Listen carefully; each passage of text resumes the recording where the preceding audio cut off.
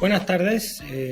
Hoy vamos a terminar la segunda parte del video de los pensadores ilustrados y vamos a tener a un par de personajes importantes durante este proceso, así que los invito a revisar nuestra cápsula.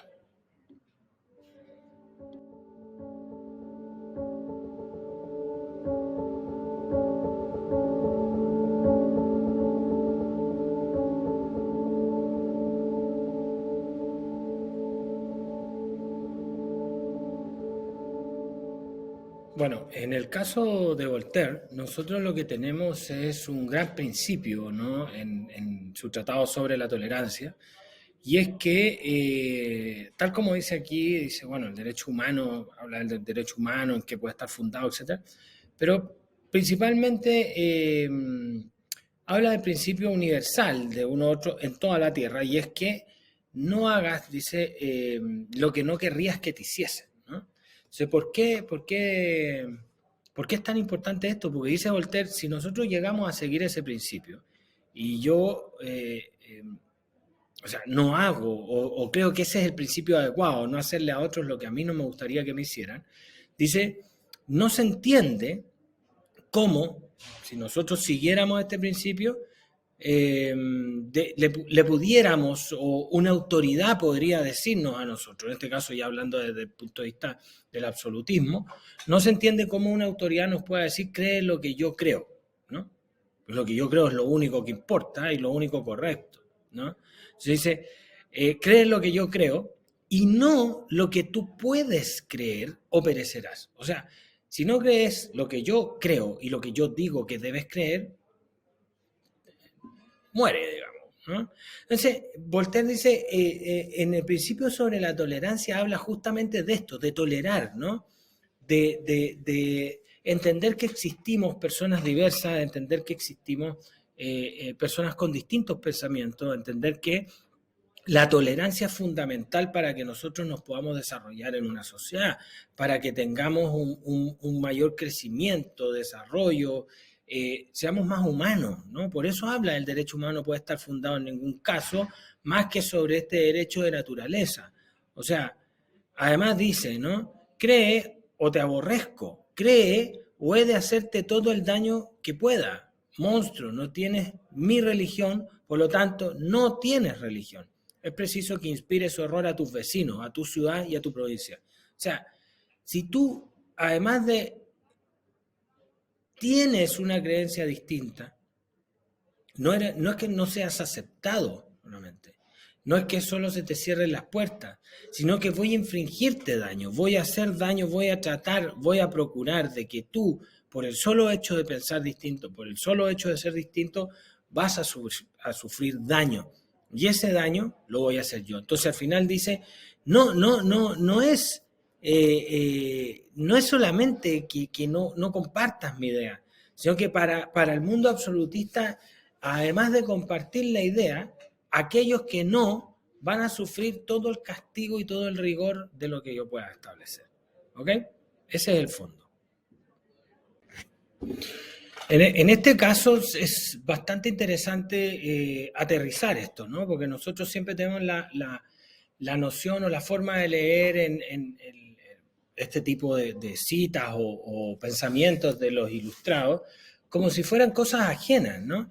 Entonces, cuando nosotros estamos hablando de cómo influyen estas ideas de la ilustración, de estos pensadores, no solo en lo que significa la Revolución Francesa, sino que ya hablando desde el punto de vista de las independencias en nuestro continente, piensen en eso, digamos, piensen en qué significa la tolerancia, ¿no? Como ejercicio. ¿Qué significa la tolerancia? ¿Qué significa que nosotros podamos tolerar que exista otro que piense distinto? ¿Ya? Esto operó así realmente al principio de los procesos independentistas. ¿Eh? Operó en nuestro país porque si nosotros analizamos concretamente, en Chile, entre O'Higgins y Carrera, pensaban distinto y los tipos terminaron matándose, digamos, se agarraron los ejércitos, o sea, pelearon permanentemente a lo largo de los procesos. Entonces, esto que rige lo que nosotros conocemos como los procesos de independencia o las ideas de la ilustración dentro de estos procesos, también se encuentra con la realidad de que son personas las que interpretan esto y son personas las que los aplican. Como principio universal, ¿no?, de tolerancia está dentro de la idea de la Ilustración y dentro de la idea de las independencias, evidentemente. ¿Ya? Ya no vamos a responder solamente a un monarca que dice y hace lo que establece y lo que cree que es correcto, sino que además vamos a tolerarnos entre nosotros. ¿Ya? Pero siempre hay que tener en cuenta que en ciertos momentos el ejercicio del poder lleva a los seres humanos a ser intolerantes, ¿no? O sea, la reflexión principal que buscamos en Voltaire y en esta idea es que, claro, sí tiene una influencia muy fuerte dentro de lo que son los procesos independentistas como idea general y en conjunto con lo que significan las otras ideas ilustradas. Pero también hay que tener, repito, en cuenta que en muchas ocasiones estos mismos patriotas que profesaron estas ideas no fueron lo suficientemente tolerantes, ¿no? La idea es que nosotros siempre vayamos interpretando, vayamos analizando y seamos capaces de cuestionar o de efectivamente analizar, ¿no? No solo el hecho de que las ideas influyeron, sí, influyeron, pero tienen ciertos contextos, ¿no? En este caso, particularmente la idea de la tolerancia es lo que debería aplicarse republicanamente, ¿no? Y es lo que se va construyendo hacia el futuro. Ahora, siempre piensen en que las personas cuando ejercen el poder, como les decía, tienen ciertos grados de intolerancia que es bueno recordarles y es bueno establecer que en una república democrática, por lo demás, evidentemente nosotros tenemos que respetarnos.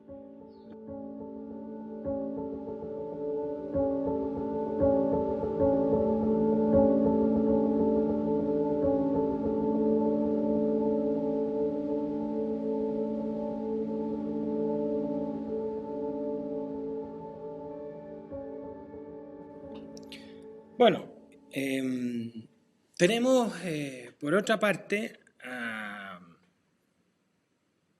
el Barón de Montesquieu, ¿no? En términos de institucionalidad, de argumento para la institucionalidad, si bien todos los demás son cuestionadores y argumentan el derecho del pueblo, la libertad de expresión, la imposibilidad que te obliguen, etcétera, digamos, ¿no?, lo que hemos hablado. Montesquieu es aquel que propone en términos de institucionalidad la separación de los poderes del Estado. Y uno dice, bueno, ¿qué tiene que ver esto con respecto a las independencias en América, el desarrollo de la idea y la conformación de la idea de la estructura republicana, que es lo que vamos a ver en un documento a continuación, digamos, en otra cápsula, ¿no? Fíjese que dice Montesquieu, hoy en cada estado existen, digamos, hay en cada estado 3 clases de poderes, ¿ya? Todo estaría permitido si el mismo hombre, el mismo cuerpo de personas principales de los nobles o del pueblo ejerciera los 3 poderes.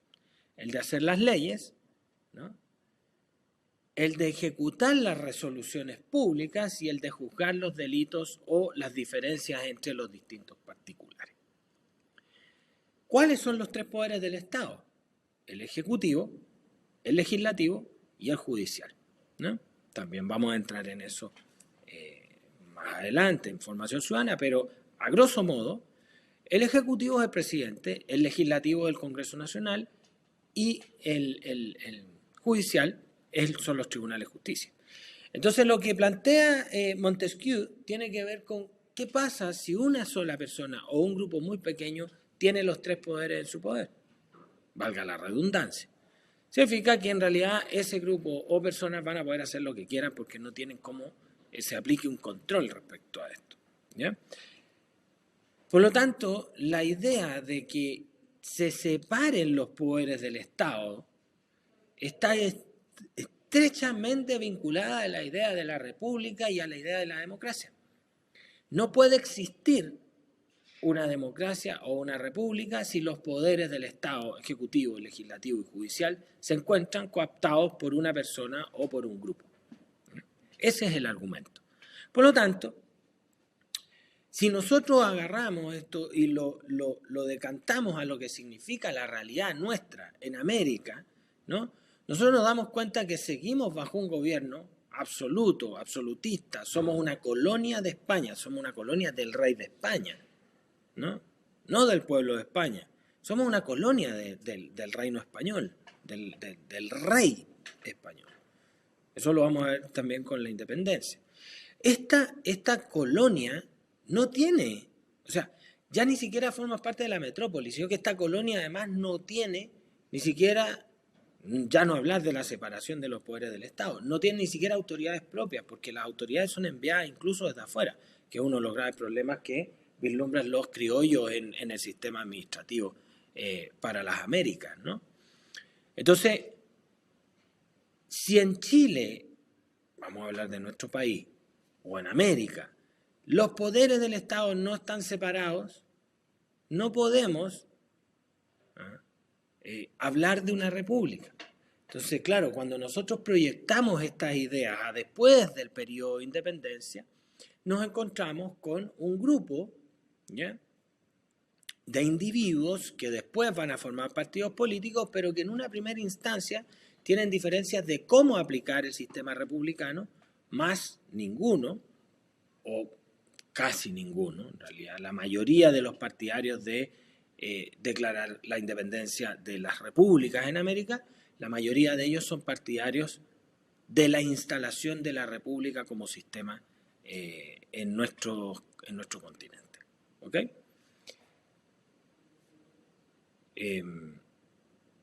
Veamos, ahí lo cortamos en el...